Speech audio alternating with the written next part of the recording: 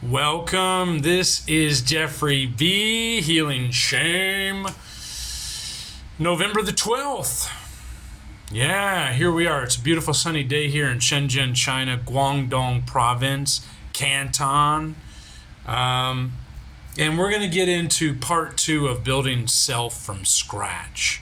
Yesterday I introduced this series and it's had a few hits already, so that's great. That's a good beginning. And this is for those who have never had their own identity, or at least feel that they've never had their own interests, hobbies, and they've always just kind of like mimicked or aped those around them, following the leader, never being one themselves, being like a sheep and a follower, like I've always been, influenced by those around them, impressionable. So in this part 2, what I want to do first is just briefly review what we did yesterday. And in part 1, I discussed, first thing you want to do is, you've got to dig, you've got to do a little journaling and decide, okay, yes, I've had no identity. Here's the evidence. I've done a little historical chronicling, and I've determined that this is the case. Accepting, admitting, going to your higher power, and embracing, being aware that this is the case, accepting, embracing it, and now moving forward on the solution. And of course, in ACA, one of the solutions is reparenting. This is kind of under that umbrella, reparenting. It's just all going to be, but this is a more specific approach to reparenting, one facet of that. So yesterday we talked about identifying what you don't like. Let's start with what you don't like.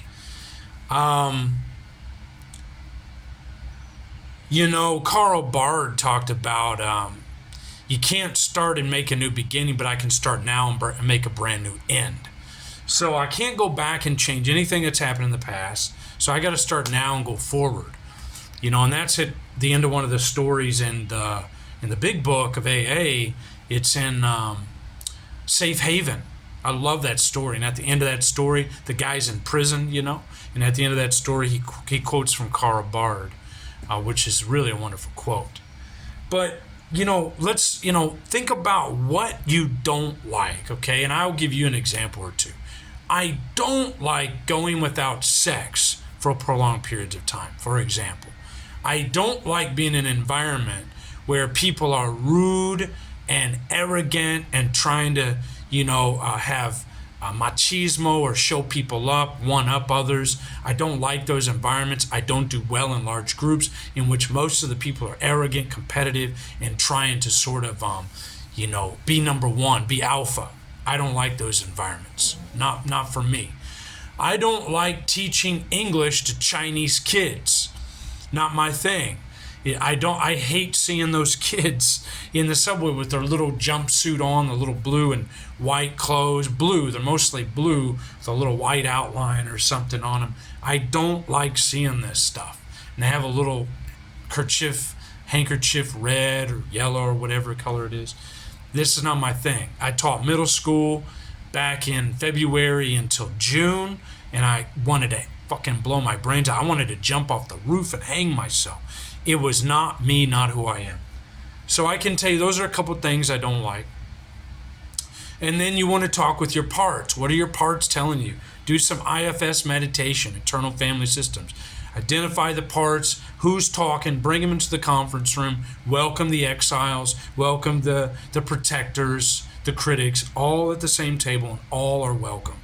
Got to bring them all together, guys, and get them going in the same direction. Today, I wanted to mention also, let's discuss this idea of no original ideas, hobbies, or interests, and how it relates to overchoice and feeling torn, right?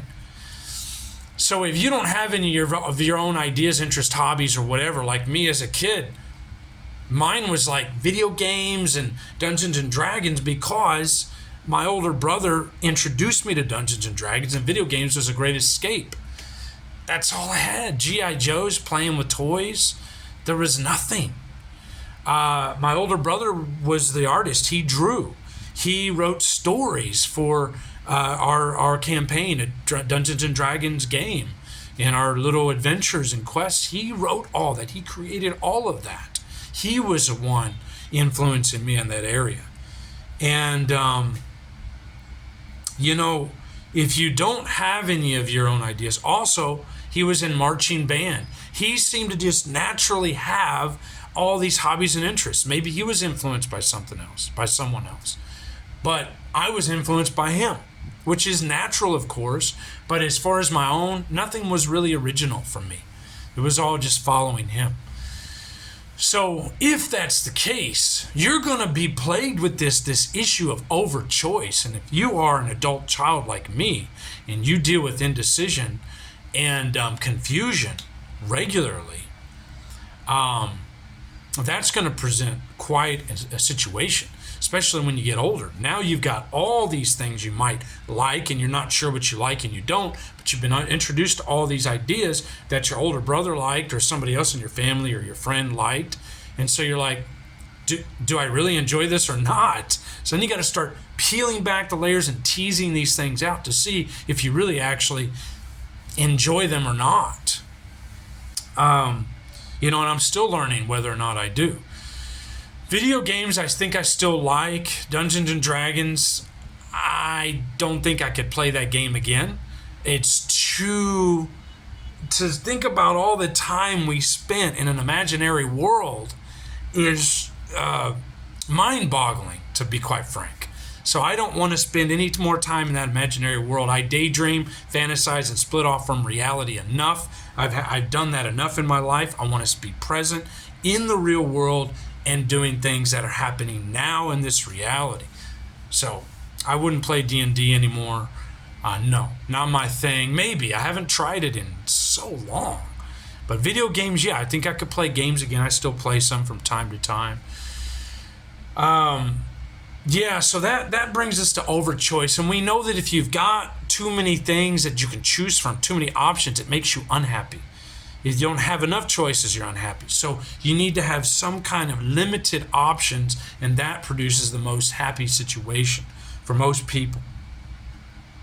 The good news here, if you have no ID, no identification, no self, then you know what?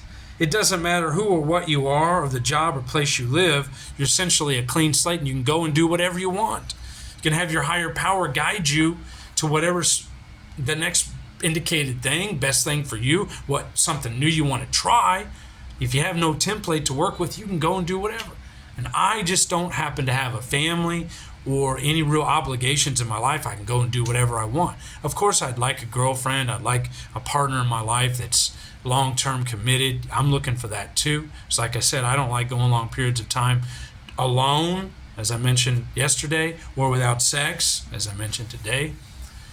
So having a wife, a partner in my life is going to be something good for me. I have a buddy who drags his wife all over the world.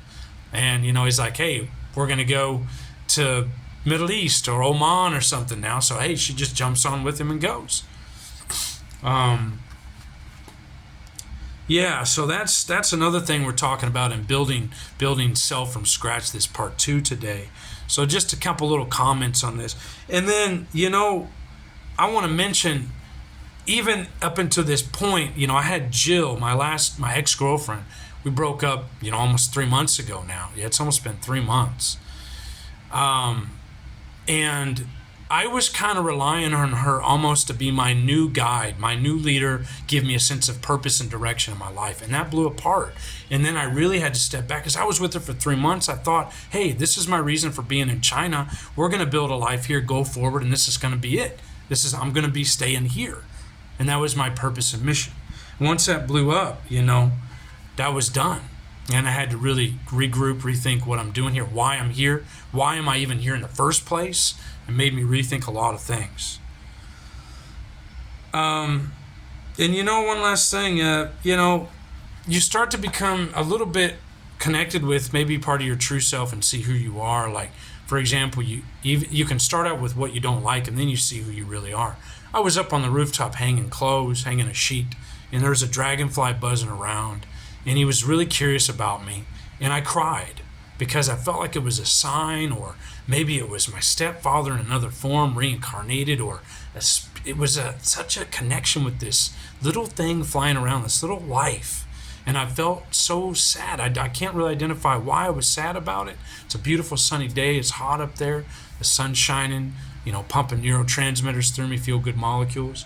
But I cried over that dragonfly. I felt something there, some connection to life, I guess. But those little things start to come out, and so there's a little bit about it. I want to wrap this up, trying to keep these videos within 10 minutes or so. So that's all I got today. This is part 2, building self from scratch. So work on these things, being grateful, for the fact that you are a blank slate, clean slate. Anything can be written on it, move forward. And then look out for overchoice. Be cognizant of it, and we'll talk more next time. All right, until then, peace, love you, be blessed, and all the best.